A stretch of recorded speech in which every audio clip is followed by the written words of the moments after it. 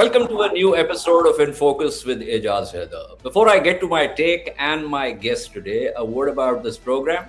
InFocus is sponsored by the Center for Security, Strategy and Policy Research. It's an autonomous policy research center housed in the University of Lahore, and its menu consists of issues that make up contemporary security and strategic developments. So the normal practice is for me to start with my own take on the issue at hand. But for this particular episode, I will reverse the order and epilogue the program with my take. The topic of this discussion is the Makkah Joint Defense Agreement. And frankly, the question is, how do we draw this bird? Now, I have two guests with me. Azeema Cheema is a founding director at Verso Consulting, where she leads the portfolio on conflict, fragility, and violence. She has 15 years of development sector experience and has consulted for a range of multilateral, bilateral, and civil society organizations, including ADB and IRI. She has recently co-authored a piece for Carnegie Endowment titled The Makkah Agreement, or as they pronounce it, the Makkah Agreement, Unpacked, and argues that the accord represents a pivotal moment in the region to avert a security vacuum in the Gulf, unquote. And these are her words. With her is Dr. Farhan Siddiqi. Dr. Siddiqi is professor in the Department of Social Sciences and Liberal Arts at the Institute of Business Administration, Karachi. His research interests border on ethnic conflict, identity politics, conflict analysis, resolution, theories of international relations, and strategic dynamics in South Asia.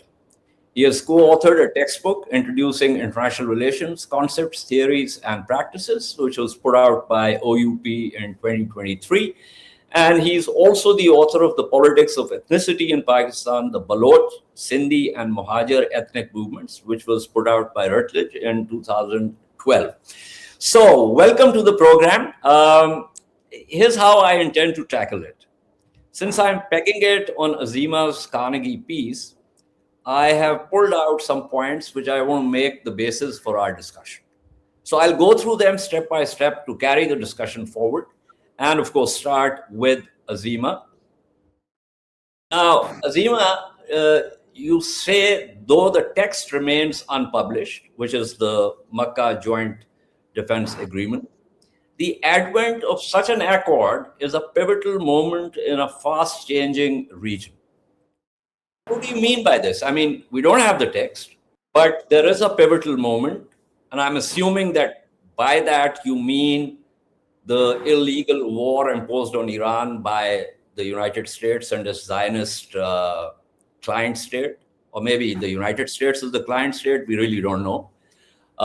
If that is the pivotal moment, and if the Iranian response is also factored in, I'm assuming that's what you call a pivotal moment, right? So just to point out, since you are pegging it around that opinion piece is co-authored with my colleague of many years called Mohamed Hajali, who is Lebanese. Okay. And the idea for the article essentially came out of, a Levantine audience's sort of desire to understand and unpack what the Mecca Agreement actually is. And, for brevity, I'm just going to call it the Mecca Agreement here. Okay. And I think one of the first points that we had to make was that, look, this isn't just coming out of nowhere, right? My specific sort of view on this, or, particularly international audiences who rush to kind of compare it to a Muslim NATO, is that this has come off the back of an existing agreement between Saudi Arabia and Pakistan, which is the strategic, the SMDA agreement, yeah. SMDA. The SMDA, as we refer to it, right? Yeah. Which in itself, the SMDA was a very simple equation, right? It formalizes essentially the kind of the security for economy barter kind of relationship that's existed between Saudi Arabia and Pakistan for a very long time, right? Yeah, but we are assuming that because we don't have the text of that either. We don't have the text of that either. So with all of those caveats in place, we don't understand it. But structurally, and this is where, you know, I read your Friday Times piece, and I very much enjoyed the structural analysis that you've presented of the incentives and interests of the powers and how they diverge or connect. You can't prologue my Correct. take. That's I'm fine. going to epilogue that. So That's we right. were talking about your So, take. so what I specifically refer to is as a pivotal moment in the region is that there is this prior context of questioning around the US security umbrella that had started essentially last year, right? A number of things happened last year. You had a Pakistani confrontation with India, not at Pakistan's instigation, and Pakistan came out of it, let's just say, with its dignity intact. But, you know, there was a bit of a wake-up call for those looking at the global war economy to see Chinese tech wielded as well as it was, right? And by the Pakistanis. Second, you had the short war with Iran. And the third was that you had like blatant violations by Israel of the sovereignty of other countries in the GCC, particularly the strike on Doha, right?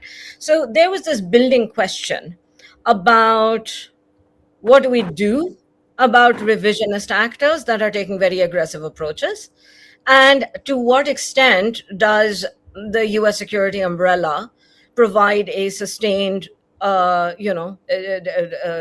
provide sustained protection over time. And why So the are you saying that the SMDA or now subsequently this Makkah agreement are efforts to replace the United States? Because Saudi Arabia is still very much embedded in the US security architecture. Turkey is a NATO member with NATO's legal obligations. So it does not appear to me that either of these two states are about to essentially take the place of the US as the net security provider in the region. Absolutely. So, just to be clear, there's no claim here that this is as radical as all of that. There is, however, a thought process here and an effort to hedge, to diversify the portfolio, particularly when it comes to, you know, the platforms that are wielded by Saudi Arabia, particularly in view, and we make this point quite right at the beginning of the blog, that the kind of damage that has been sustained and that is coming out slowly to US bases in the region has created that question, you know, of whether or not these will be rebuilt. How will security, the key security infrastructure of the Middle East has suffered rather a lot of damage. And it doesn't appear, at least to me, in my view, that there is a going back to the status quo. That is why it's a pivotal moment for the region. Okay. So, Dr. Siddiqui, I don't have any issue with three of the major Muslim majority powers coming together and cooperating. But the reason I said that we need to draw this bird is because, to the best of my knowledge, and you're the policy person, you're the theory person, there are two models. There's Snyder's model, there's Stephen Walt's model. So Snyder has given us essentially gradations of security cooperation. So you've got alignments, you've got ententes. These are informal commonalities of interest, or they are general diplomatic understandings. Then you've got agreements or pacts, which are issues-based, transactional frameworks. Then you've got alliances, which are highly institutionalized. They're legally binding treaties, and they are invariably, they have explicit military triggers.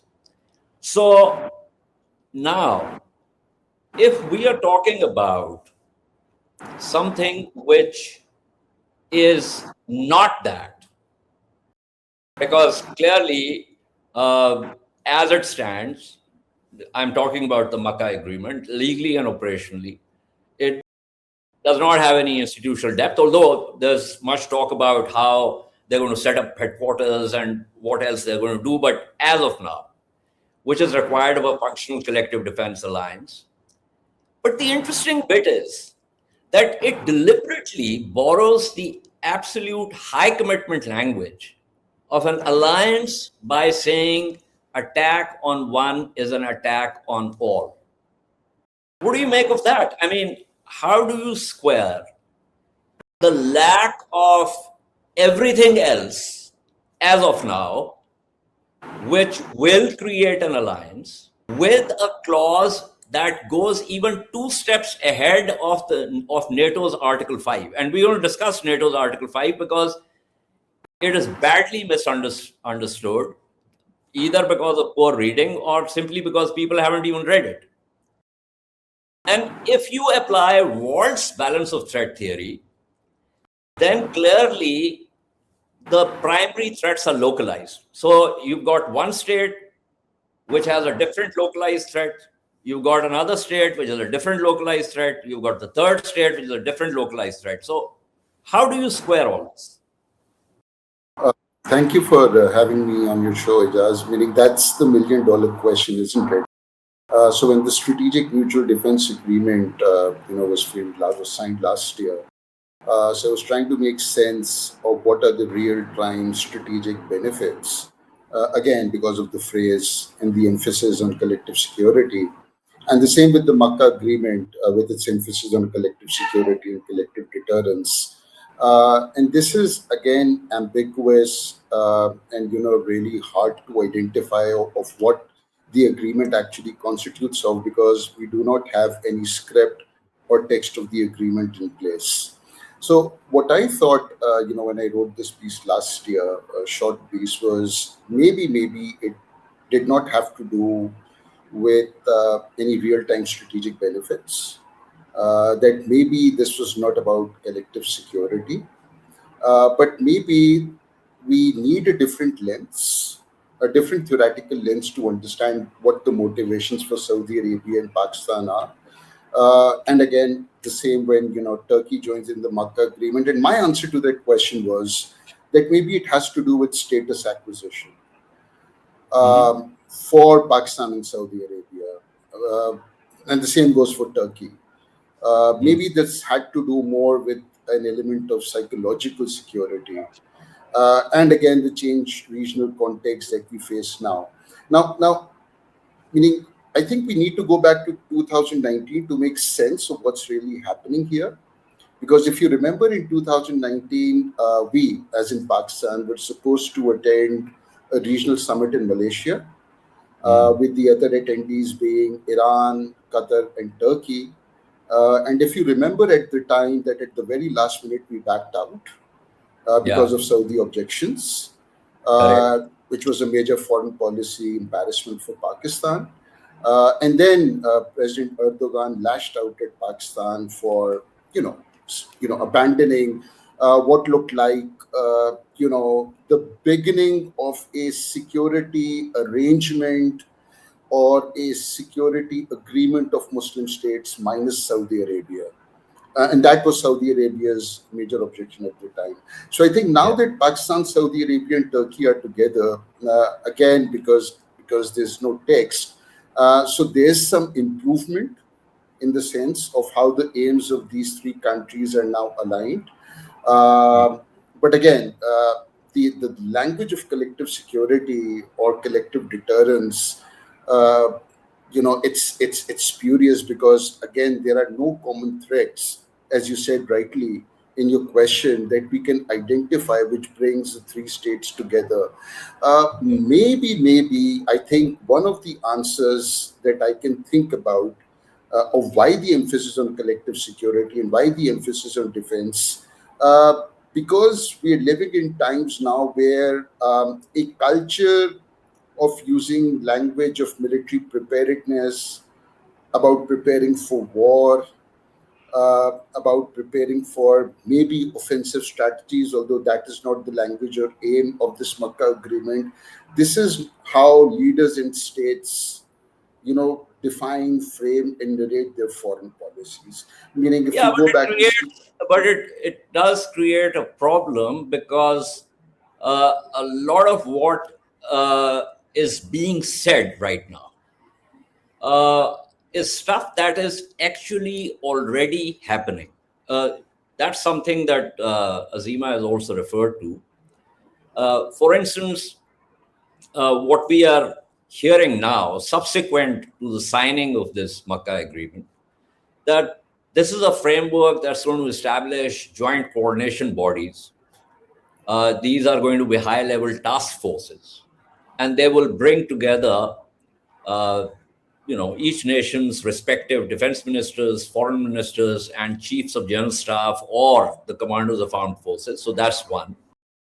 Then there is going to be a consultative response, and this is basically coming from the Turkey officials, specifically their foreign minister Hakan Fidan, who has said that when he was asked about this particular clause, he said that there's not going to be an automatic kinetic deployment, but member states will decide through formal high-level consultations what specific form, degree, or format of support is required if a member is attacked.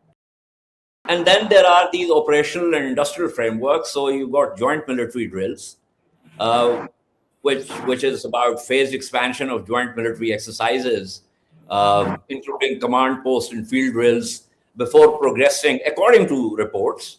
We don't have a text, so I'm relying on reports, and they'll progress into combined land, sea, air defense, and unmanned systems exercises. And some of these exercises bilaterally are already happening for many years between Pakistan and Turkey, between Pakistan and Saudi Arabia. But the new thing in this is the defense industrial integration. So, in theory, the cooperation has to move beyond simple equipment sales towards joint research, technology transfer, sustainable maintenance, co-production, etc., etc. And so this looks good. I mean, all of us, I think, are agreed that we would consider this positive development. And I'm going to take this to Azeema, because one other thing is the issue of who is this against? And the article says that just like the SMDA, the Makkah agreement does not explicitly identify an adversary. And then you argue that maintaining such strategic ambiguity allows the three signatories to frame it as an instrument that aims to facilitate regional stability. How does that come about? I mean, there is instability in the region. One of the state parties is deeply embedded in the security architecture of one of the aggressors against Iran. So how does this create strategic stability? I mean, I'm just trying to figure this out. Yeah, so it's interesting, right? That everybody's sort of like immediate focus has gone towards this and trying to sort of frame it as, some kind of a Timu version of NATO. But that's not, within NATO, you have like clear boundaries. You have, this idea of collective defense that is being continually reiterated with respect to this agreement, is coming with certain language that is pushing deterrence, right? Achieving collective defense through establishing deterrence. And the first instrument is going to be diplomacy. And if you will notice, it is in fact against whom? Deterrence against whom? Exactly. And that's the key question here. So as long as this was the SMDA, right, the agreement was fairly agnostic and could remain a little bit agnostic. I think the entrance of any new party to the agreement fundamentally shapes and reshapes and changes the orientation. Now, with Turkey coming into it, there are two interpretations that are in the analysis community. One is that essentially this is really an anti-Iran alliance. By the way, if you notice, there is a very heated debate coming from both Israeli and Iranian circles. In some cases, the Iranian circles have been quite triumphant about it because they're positioning it as a victory for Iran because that it's a signal of the U.S. exit from the region and that the Gulf has come to terms with that. On the other hand, there is anger. From the Israeli media stream, what you're hearing is two different views, they're diametrically opposed. This is anti-Israel and is a big problem for Israel because Turkey is spearheading this. And the other is that, no, this is effectively, it's essentially anti-Iran and there's still hope for the Abraham Accords. Now, my reading on it, and I would be very keen to hear what, Farhan Sab thinks about this. I think fundamentally Turkey's entry into this changes the orientation slightly to more of a anti-Israel alliance. And one of the reasons for that is, there are a number of sort of sectors that need to be discussed with respect to this agreement. One, of course, Ejaz, as you mentioned, is the military-industrial complex, defense integration, and so on and so forth, right? The second is about market access. How much of a collective military... Azeema, all of that is fine. All of that is fine. As I said, military exercises have been going on for many years now. Yeah. Right. The defense cooperation and the rest of it, all of that is fine by me. The problem is, why have a line which you said that people are saying this is I am saying that this goes 2 steps ahead of the NATO collective defense agreement and actually creates a military trigger. And if the idea is defense cooperation, if the idea is to pool resources, if the idea is to create synergies, there is absolutely no reason to have that line. Now, look at it like this, and I'm going to bring in Dr. Siddiqui. Turkey is basically focused internally on the Kurdish issue. Specifically, Erdogan is also focused on somehow not allowing the opposition to win the next elections. That's the domestic political situation. He's focused in the Eastern Mediterranean. And Turkey is also making inroads into Africa. But this neo-Ottomanism goes back to Ahmet Davutoglu about Turkey having some kind of influence in the Middle East. So Turkey's entrance into this is essentially to have that kind of foothold in the Middle East. For Saudi Arabia, it is Yemen and Saudi's perceived threat from Iran. Saudi is not focused on the Zionist entity. There is no evidence, no indication whatsoever that Saudi Arabia is looking at it as some kind of deterrence against the Zionist entity. Not bringing Pakistan in because Pakistan's threat perception is completely different. And the reason Pakistan is in this is because we are Jack looking for the beanstalk. We are constantly looking for money because we cannot generate enough at home. So once again, no matter how one looks at it, this bird kind of looks very strange after it is drawn. Yeah, I think that's the point that I was trying to raise earlier in terms of how leaders, statesmen, and states think in the kind of world that we live in. So this language on collective deterrence and collective security, it also, I think, reflects, if not in reality, but in perception, so to speak, a motivation towards, military preparedness in terms of threats that are foreseen, but of course those threats are not defined. Meaning the kind of theoretically, what I'm thinking of is this phrase, which is the cult of the offensive. And if we think in terms of the offense-defense balance, that maybe in reality, it's about this being a defensive sort of agreement. But somewhere, in the perception, there is also this thinking about there being an offensive sort of element tied to it in the sense.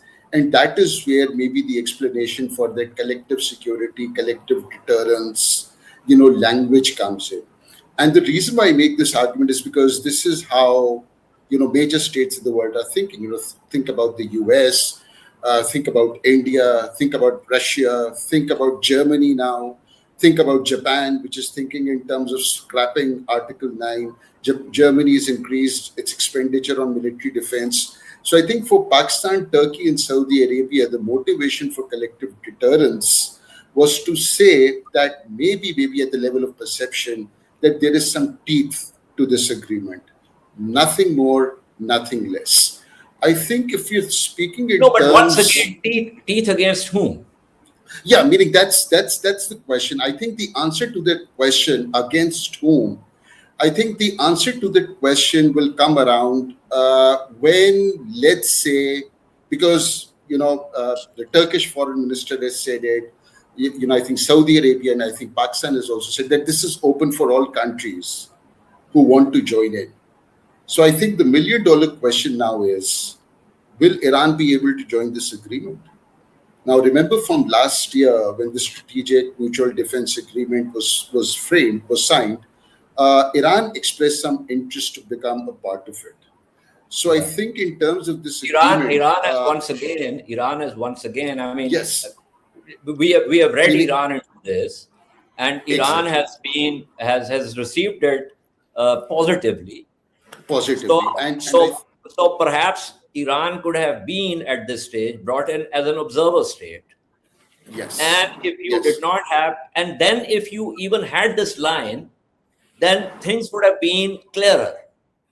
Yes. Yeah, meaning in terms of Pakistan, Turkey and, Saudi Arabia, I think there's an emphasis on collective deterrence.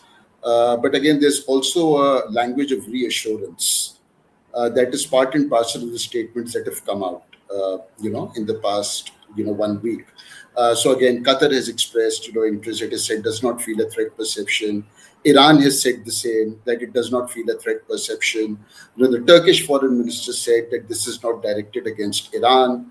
Iran itself, again, as you rightly mentioned, has said that, that it does not feel a threat from this agreement. So I think the larger question moving forward for Pakistan, Turkey, and Saudi Arabia is whether Iran, or at what stage Iran is allowed to come in. And if Iran comes in at a certain point in time in future, meaning does that lead to bloc politics in the Middle East? And what kind of security and strategic anxieties does it cause in the Middle East, especially with respect to Israel? I think that is where this Makkah agreement will be tested. And that is where collective deterrence, collective security, and all of that language and, the strategies associated with it might make more sense. Right? But at this moment, it's again, we're speaking in terms of strategic ambiguity, but the entire agreement is ambiguous. And that is the question, and that is why this, this debate over what is the threat, right? And where does the threat perception come from? I was focusing on this question because one, structurally, it is important. The other is that Azeema's own article posits it very clearly. And she says the question is deterrence against whom? Iran, Zionist entity, non-state actors. I mean, she says Israel, but I don't accept the state of Israel, so I refer to it as the Zionist entity. Non-state actors or someone else. And then she says the answer is not altogether clear. And then she further says, where she's spot on, Ankara and Islamabad cannot impact Riyadh's relations with their respective rivals, Greece and India, but a shared focus on deterring Zionist and Iranian regional ambitions might be a sound starting point for the alliance. So she has basically, Azeema, you have basically tried to take the bull by the horn. And I can tell you that the Saudi analysts, from what I am reading and what I'm hearing from them on various international TV channels, whenever they are asked this question, they keep dancing around it. and say, oh, no, this is not against anyone. Well, if it's not against anyone, then they have simply upended all the collective defense theories on their heads. Because then you do not need to have a collective defense clause to begin with. If I may sort of take that moment to respond to the point. Look, I agree with Farhan Saab. I think the language has a lot more to do with posture, right? I think the language has a lot more to do with trying to indicate in an institutional vacuum that there is something in the works. But I also want to caution yet again that with every new entrant, the pact, the alliance, the shape of what these states are going to be willing and unwilling to work on, the red lines, as you mentioned, they're going to change. And I don't think that this agreement, so for instance, the SMDA had 10 months to sit as just the SMDA before Turkey's entry, right? Turkish entry, we don't know how long it's going to be if and before the entry of Egypt, for instance. The Turkish foreign minister was there yesterday. And Hold on. Sorry for two-finger intervention. Right. Egypt. Now, if Egypt comes in, there is no chance in hell. As a matter of fact, let me rephrase it. A cat has more chance in hell of surviving than Egypt becoming a part of a collective defense agreement or alliance which can be directed against a Zionist entity, because Egypt has a $35 billion gas agreement with the Zionist entity. Plus, Egypt is a US dependency. It is not a sovereign state. Right. So what I'm saying is, with every new entrant, the orientation will shift. If you ask me today, I'd say that orientation with the entrance of Turkey became a little bit more about Israel than it was about Iran, particularly because of the economic corridors that I mentioned in the column. Specifically, the India, Middle East, Europe economic corridor that, of course, that Saudi is a prominent part of, but that bypasses Turkey completely, right? There is Turkish ambition here at play as well. Loads of it. And I go back to saying, what I said before. This is a pivotal moment because for the longest time, being confined to within a Western architecture, some of that confinement has gone now.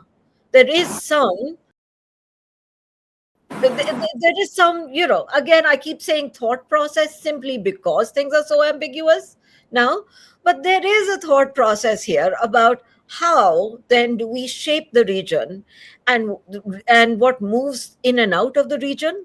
And I think any future, particularly if you start conceiving this in terms of economic corridors, makes it very clear that this alliance will have something lucrative to offer to Iran in Iranian interests, and that the Iranians will look on it favorably. So if the Iranians should become, part of a cooperative,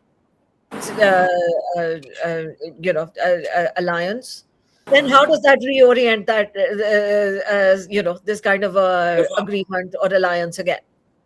You know how it will? And this is what Dr. Siddiqi teaches every day of his life.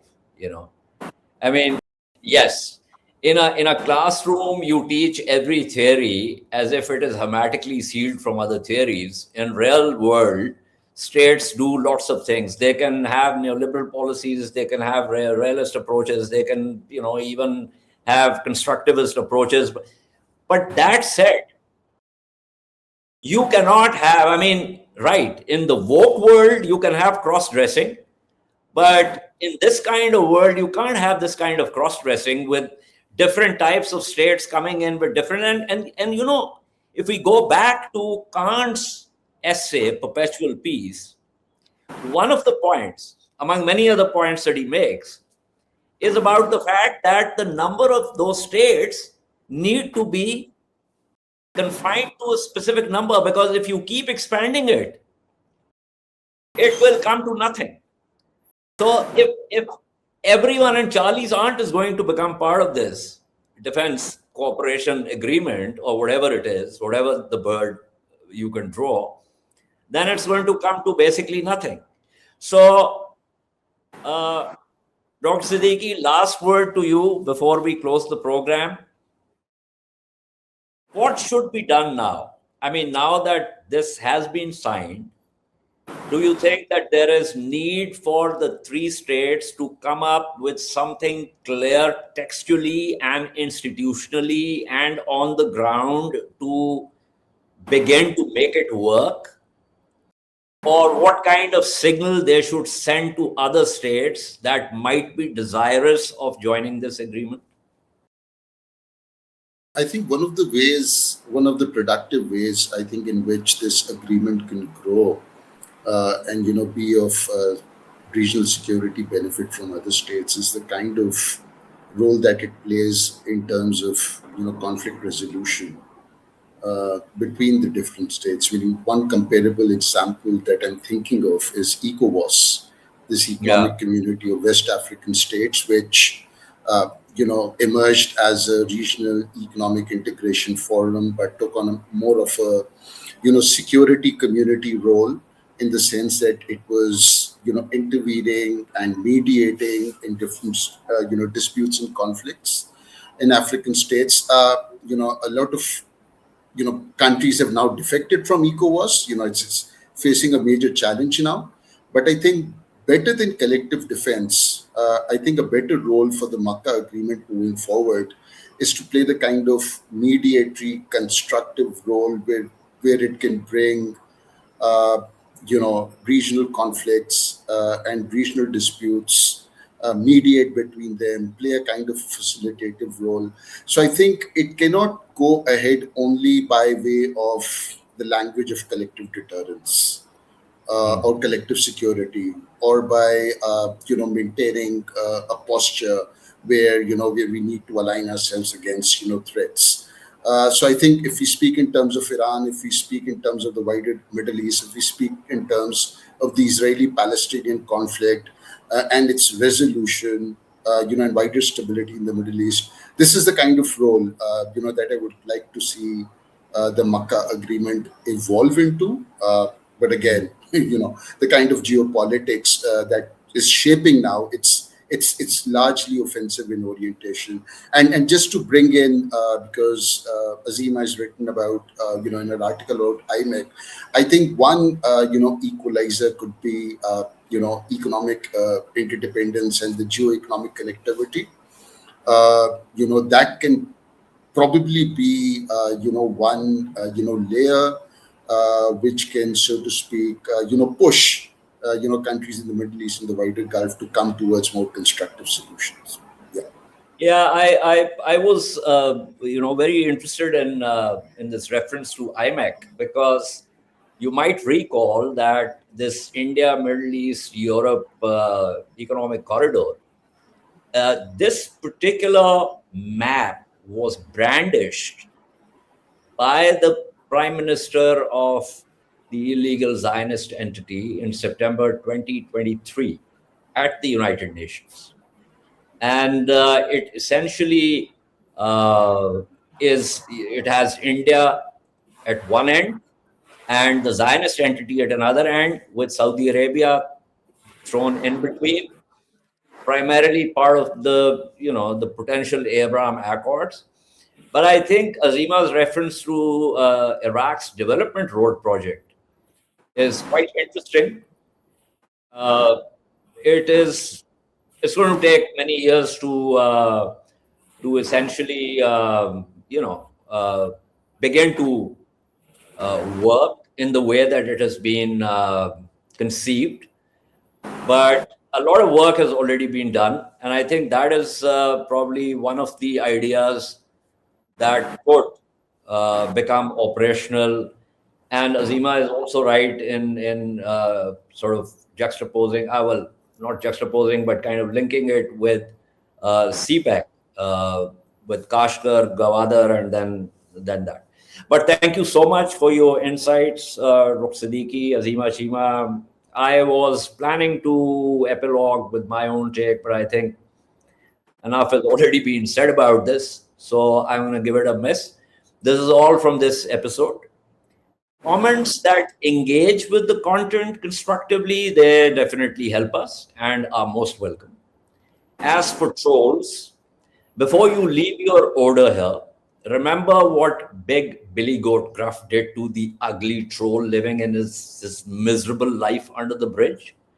So stay under the bridge. Until our next episode, goodbye and stay safe.